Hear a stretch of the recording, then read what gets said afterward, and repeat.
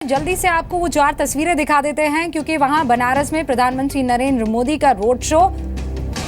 Police line पर पहले तो वो पहुंचते हैं, फिर वहां से वो अपना कारवां आगे बढ़ाते हैं और अब मेरे ख्याल से 6:30 बजे के आसपास वो रैली को संबोधित करेंगे। बहरहाल अब हम अपने डिबेट की तरफ लौट कर आते हैं। लायरी जी, मेरा सवाल आपसे है, पूर्वांचल में आज की तारीख में चाहे वो प्रधानमंत्री हो, चाहे वो सूबे के चीफ मिनिस्टर हो, चाहे वो ऑपोजिशन में बैठ रही मायावती ही क्यों ना हो, इन सबको वोट तो यहाँ से बहुत चाहिए होता है, लेकिन काम के नाम पर सिर्फ ठेंगा दिखाया गया और कुछ नहीं, बड़े बड़े वादे और दावे। और मैं ये पढ़ लूंगी तो चाहे वो प्रधानमंत्री ने वादे किए हो, चाहे वो सीएम ने वादे किए हो, चाहे वो मायावती जी ने वादे किए हो, ये पूरे तो नहीं हुए हैं। तो इस तरीके का खेल क्यों?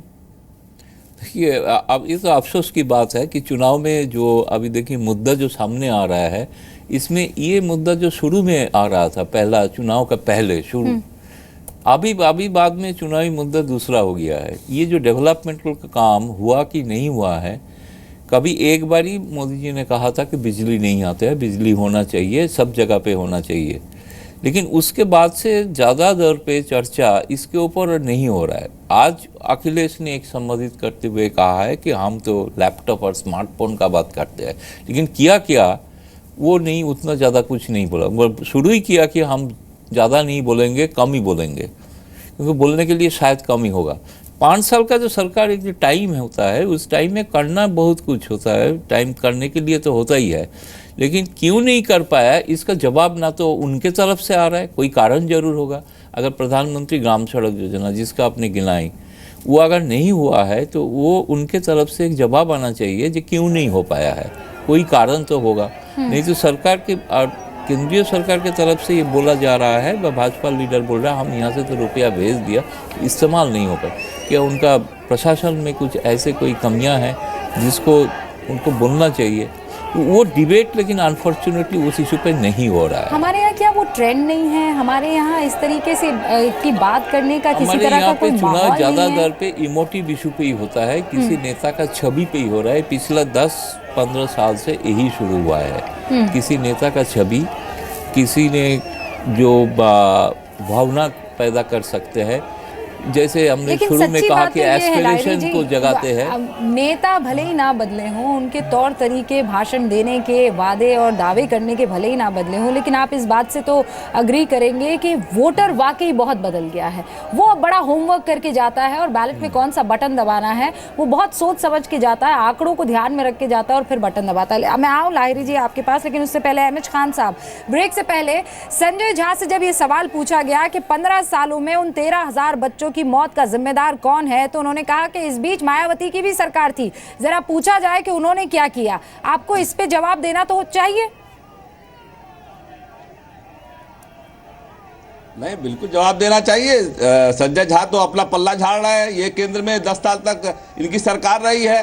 हमारी सरकार जब थी तो हमने वहां पर इनसे वो करोड़ों रुपए की डिमांड किया था कि वहां से आदमी भेजिए, लेकिन हमारी बहन जी ने यहाँ पर 25 यूनिट डॉक्टरों की लखनऊ से बना के भेजी थी कि मौतों पर काबू पाया जाए। और वहाँ के सीएमओ और 2-3 लोगों को, 1 आध लोगों को सस्पेंड भी किया गया था। लेकिन वो चीजें जब केंद्र नहीं मदद करेगी, और आप संजय झा जी बता रहे हैं इनकी जिससे इन्होंने समझौता किया है समाजवादी पार्टी, डेंगू से लखनऊ में हजारों लोग मर गए। पैसा नहीं होता है, उसकी स्कीम्स और प्रोग्राम्स के लिए आपके पास पैसा नहीं होता है, लेकिन मूर्तियां और पत्थरों को तराशने के लिए आपके पास खूब पैसा होता है। उसके लिए आपको सरकार की तरफ देखने की जरूरत नहीं पड़ती है। रूपिका जी सुनिए ना, देखिए भाई, देखिए आप दूसरी जगह डाइवर्ट कर रही बात को। जब मैं कह रहा हूं 25 डॉक्टरों की एक टीम, 25 डॉक्टरों की टीम कम नहीं होती है, और उस पर हमने कई लोगों को सस्पेंड भी किया। वहां पर पूरा कैंप लगाया। वहां पर एम्स जैसी चीजें कायम करने के लिए पैसा केंद्र से आना चाहिए।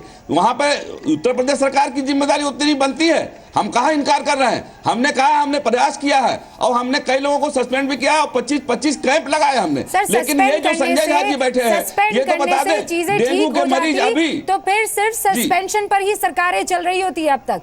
वो आप अधिकारियों के ऊपर पूरा का पूरा सस्पेंशन का बोझा डालकर अपने जिम्मेदारी से पल्ला तो नहीं झाड़ सकते हैं।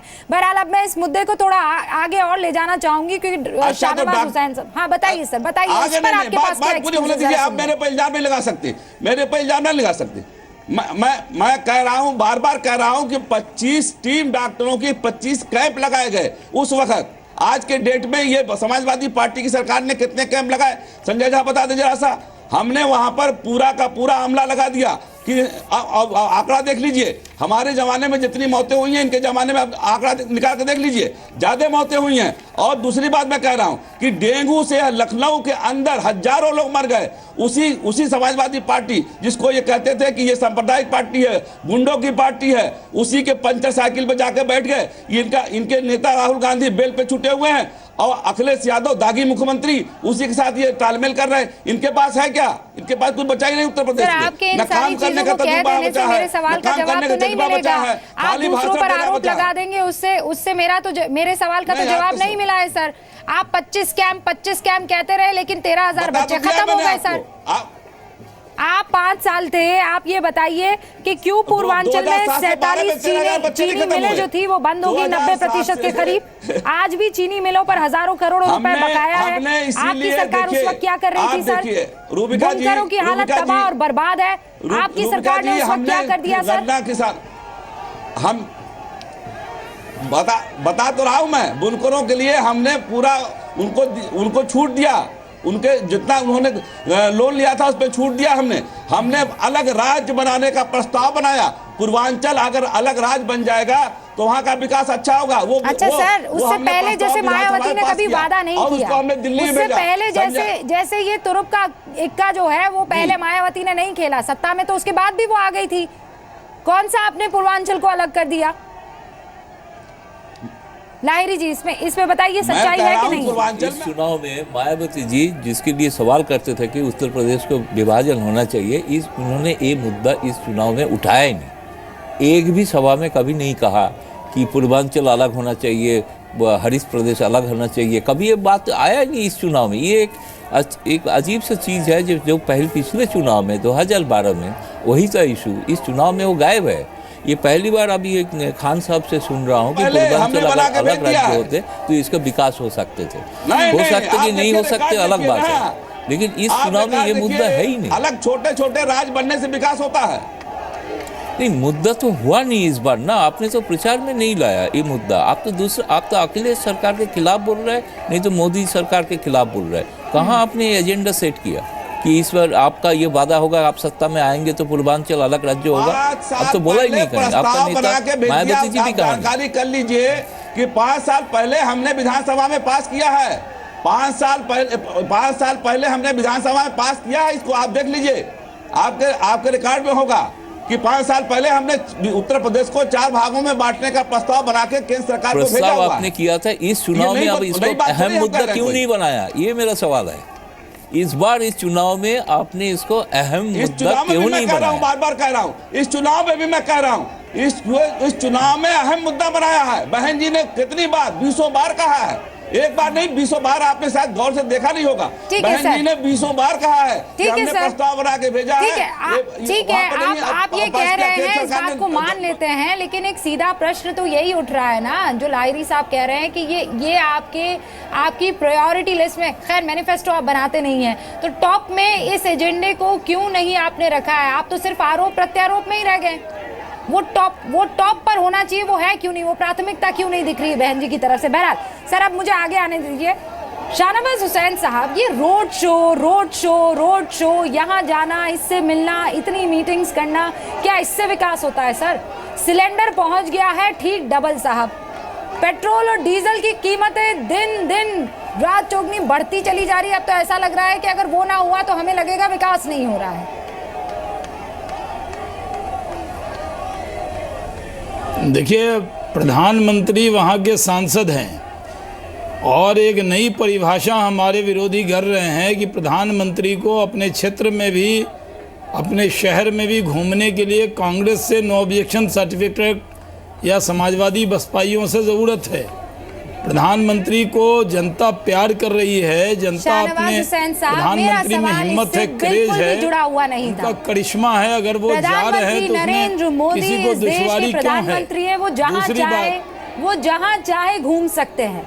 सर मुझे अगर घूमना है, तो लाहिरी जी को अगर घूमना है, क्या देश में काशी है कि नहीं? खान को अगर घूमना रुबिका है, जी, देश संजय में झा काशी साहब है को कि अगर नहीं? घूमना देश में है तो बनारस है डीजल कि और नहीं? पेट्रोल की जरूरत क्या पड़ेगी। वो देश के वो जो महंगा होता चला जा रहा है, सिलेंडर जो महंगा होता चला जा रहा है, वो पैसा हम कहां से डीजल और लाएं पेट्रोल सर? कोई महंगा नहीं हुआ, जो अंतर्राष्ट्रीय बाजार से हमने इसको जोड़ा है। जब कम करते हैं तो संजय झा और हमारे विरोधी एक बार भी उसकी तारीफ नहीं करते, प्रशंसा नहीं करते। जब इंटरनेशनल मार्केट में बढ़ जाता है तो ये थोड़े से बढ़ने पर आलोचना बड़ी बड़ी शुरू कर देते हैं। आज भी हम कांग्रेस के ज़माने से सस्ता सिलेंडर, सस्ती गैस, सस्ता पेट्रोल, सस्ता डीजल दे रहे हैं और जनता में हमारी लोकप्रियता है।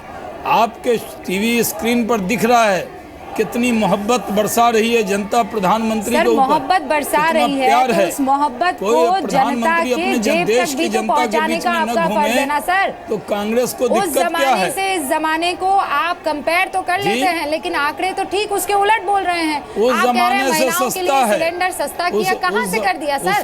737 रुपए सिलेंडर है, उस जमाने में 437 के आसपास हुआ करता था।